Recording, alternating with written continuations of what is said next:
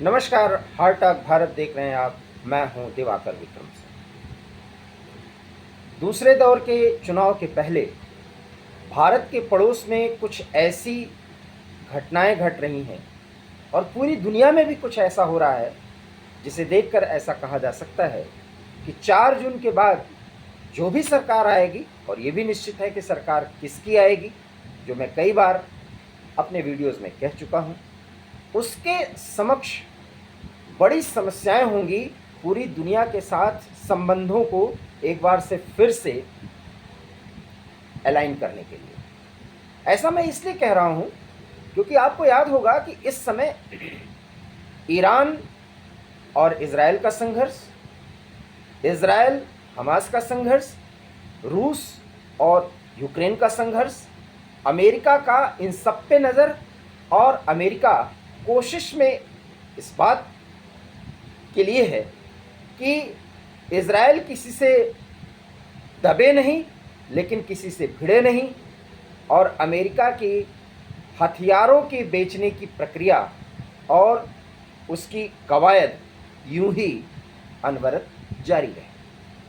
कोशिश तो अमेरिका की ये भी है कि इस चुनाव में कुछ ऐसे मुद्दे उठाए जाएं जिसमें भारत की वर्तमान मोदी सरकार अमेरिका के वर्चस्व को माने, कनाडा जैसे देश के प्रति भारत वो व्यवहार रखे जो अमेरिका चाहता है, लेकिन भारत है कि मानता नहीं। विदेश मंत्री एस जयशंकर आज भी उसी अंदाज में भारत के राजनीति को और विशेष करके वैदेशिक नीति को वैसे ही आगे बढ़ा रहे हैं जैसे पिछले पौने 10 साल में मोदी सरकार के नेतृत्व में बढ़ाया जाता रहा है। लेकिन भारत के पड़ोस में कुछ ऐसा हो रहा है जिसे समझना भी चाहिए और जिसको लेकर थोड़ा गंभीर भी होना चाहिए। हालांकि गंभीरता में कोई शक नहीं, कोई दो राय नहीं कि पड़ोस को उसके सबसे बदतर हालत में छोड़ देने की जो इनडायरेक्ट कवायद भारत ने की है उसमें हमें बहुत सफलता मिली। लेकिन नई सरकार जो कि सेना के रहमो करम पर वहाँ चल रही है, और शहबाज शरीफ किसी तरीके से आईएमएफ से लोन प्राप्त कर लेने के बाद अपने देश के अर्थव्यवस्था को इस स्तर पर लाने की कोशिश कर रहे हैं कि जनता 2 जून की रोटी का जुगाड़ कर पाए। लेकिन अब उस कवायद में वो तेजी से आगे बढ़ते हुए देखे जा सकते हैं जिसमें कुछ ऐसे मुस्लिम देश या इस्लामिक देश कह सकते हैं आप, जिनसे पाकिस्तान के अभी तक वो संबंध नहीं रहे हैं, मैं सिर्फ 2-4 साल की बात कर रहा हूं, जो रहने चाहिए। लेकिन अब शहबाज शरीफ के नेतृत्व में जो सरकार बनी है वो ऐसा प्रयास करती हुई दिख रही है। यूएई और सऊदी अरब से संबंध सुधारने की कवायद में शहबाज शरीफ तो जुटे ही हैं, लेकिन उस ईरान के साथ भी वो संबंध सुधारने की कोशिश कर रहे हैं जिसको लेकर के पिछले जनवरी और फरवरी में दोनों एक दूसरे के देश क्षेत्र में प्रक्षेपास्त्रों से हमला करने को भी तत्पर हुए। दोनों का आरोप ये है कि दोनों ये कह रहे हैं कि वो आतंकियों का समर्थन करते हैं। ऐसे में ईरान और पाकिस्तान के संबंध खराब हुए। लेकिन जिस तरीके से पिछले 72 घंटों में घटनाक्रम चला है, ईरान के राष्ट्रपति रईसी वहां पर आए और इस्लामाबाद में उनकी आवाभगत हुई और कई ऐसे बातों और मुद्दों पर चर्चा हुई जिसे भारत को देखना होगा, समझना होगा, क्योंकि भारत ईरान का अभिन्नतम मित्र है। कम से कम व्यापारिक सहयोग और कुछ हद तक रणनीतिक सहयोग भी आप कह सकते हैं, क्योंकि जिस तरीके से चाबहार पोर्ट को लेकर के दोनों के बीच समझदारी बनी हुई है और उससे पाकिस्तान बहुत मुश्किलों में आ रहा था, और अफगानिस्तान को लेकर के ईरान, अफगानिस्तान और भारत के बीच एक बहुत अच्छा तालमेल बनता दिख रहा था।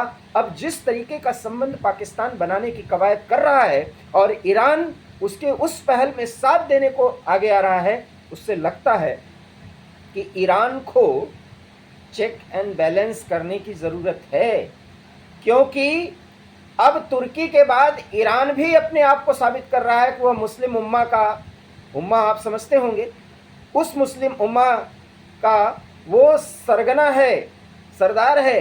हालांकि वो शिया बहुल कंट्री है, लेकिन सुन्नी बहुल इस्लामिक देशों में शियाओं का वर्चस्व चले, क्योंकि इजराइल से सीधा पंगा अगर एक देश के रूप में कोई ले रहा है, पंगा शब्द का मैं इस्तेमाल कर रहा हूँ, इसको यूं ही समझिए कि सीधा संघर्ष की स्थिति बनाया तो ईरान ने बनाया।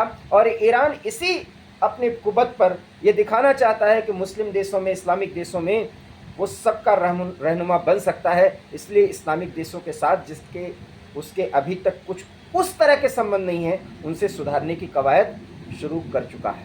भारत के पड़ोस में, और वो भी भारत के दुश्मन के साथ, ईरान की ये रणनीतिक और नज़दीकियाँ और ये सहयोग कहीं न कहीं हमें बहुत कुछ सोचने को विवश करती है। सवाल ये है कि क्या पाकिस्तान जो राग किसी भी देश के साथ संबंध स्थापित करता है और वो अलापता ही अलापता है और बेसुरा अंदाज में अलापता है, और वो है कश्मीर का राग, उस पर भी ईरान के राष्ट्रपति ने कोई सहयोग देने का आश्वासन किया। हालांकि ईरान की तरफ से ऐसा कोई बयान नहीं दिया गया है जिसमें पाकिस्तान की जो कश्मीर नीति है उसमें ईरान सहयोगी हो, लेकिन पाकिस्तान का विदेश मंत्रालय ये कह रहा है कि ईरान ने कश्मीर के मुद्दे पर भारत के खिलाफ पाकिस्तान का साथ दिया। हालांकि ईरान ने ऐसा नहीं किया है। इसके बावजूद ईरान जिस तरीके से नज़दीकी बढ़ाने की कवायद में लगा हुआ है, विशेष करके ऑयल रिफाइनरी के क्षेत्र में, गैस पाइपलाइन बिछाने के क्षेत्र में और अन्य ज़रूरत की चीज़ों के आदान प्रदान के क्षेत्र में, इंफ्रास्ट्रक्चर के डेवलपमेंट के क्षेत्र में ईरान जिस तरीके से पहल करता हुआ दिख रहा है, उसको लेकर के भारत को विशेष रूप से सचेत होने की ज़रूरत है।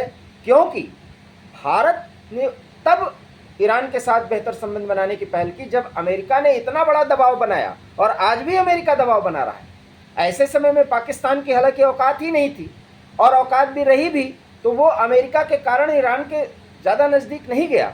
लेकिन वही ईरान जब इजराइल से संघर्ष शुरू हुआ तो अपनी सेखी बगाड़ने के लिए और अपने आप को कई और देशों के साथ, खास मुस्लिम देशों की बात हम कर रहे हैं, इस्लामिक देशों की, उनके साथ बेहतर संबंध बनाने की कवायद के अंतर्गत ही वो पाकिस्तान से संबंध सुधारने की कवायद कर रहा है। और उस पाकिस्तान से जिसको लेकर के एक दूसरे के क्षेत्र में अभी 6 महीने पहले ही मिसाइल दागे गए थे। बलूचिस्तान एरिया पूरी तरीके से डिस्टर्ब है ईरान और पाकिस्तान के तनाव के कारण। हालांकि इस तनाव को भी खत्म करने की बात दोनों के बीच में हुई है। ये सारे नॉर्मलाइज्ड होते संबंध भारत को ये सोचने को मजबूर कर रहे हैं कि ईरान इस कदर पाकिस्तान से प्रेम न करने लगे कि वो भारत के लिए मुश्किल वाली स्थिति हो। और यही तो विदेश नीति की सबसे बड़ी खासियत होती है कि किसी को हम मजबूर अपने कुछ कदमों से कर दें कि वो हमारे साथ सामान्य और मित्रवत संबंध रखने के लिए व्यग्र हो, वो आगे आगे कदम बढ़ाए हमसे संबंध सुधारने के लिए। और ईरान ऐसा करता रहा है। लेकिन क्या कारण है कि इजराइल से संघर्ष होने की स्थिति में वो पाकिस्तान से संबंध बना रहा है? इसके पीछे सबसे बड़ा कारण है कि जब इजराइल पर ईरान ने आसमानी हमला किया, प्रक्षेपास्त्र और क्रूज मिसाइल्स भी उसमें बताए गए, और ड्रोन हमला किया, 250 से 300 रॉकेट दागे, इजराइल से बदला लेने की बात कही।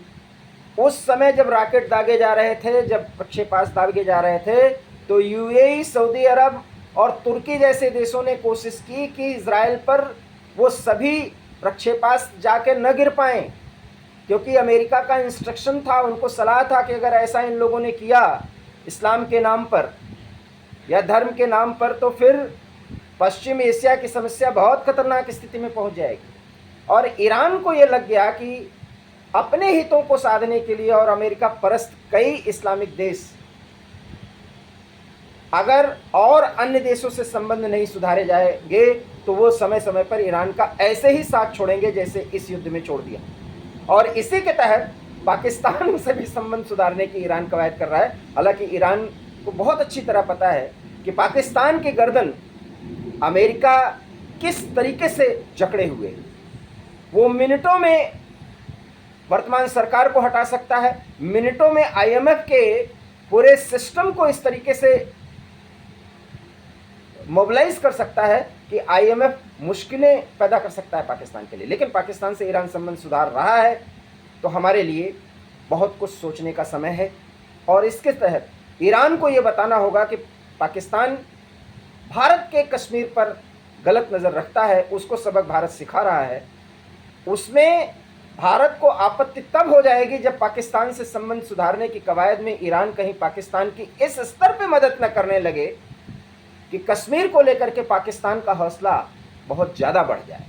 और इसलिए हमारे विदेश नीति में ईरान को लेकर के कुछ रिवीजन की ज़रूरत फिलहाल इस स्थिति को देखते हुए तो लगती ही है। क्या होगी वो स्थिति आगे के वीडियो में हम आपको ज़रूर बताएंगे। लेकिन अगर आपको हमारा ये वीडियो पसंद आया तो प्लीज़ इसे लाइक करिए, इसे शेयर करिए और हमारे चैनल हार्ट टॉक भारत को प्लीज़ सब्सक्राइब करिए। बहुत बहुत धन्यवाद। नमस्कार।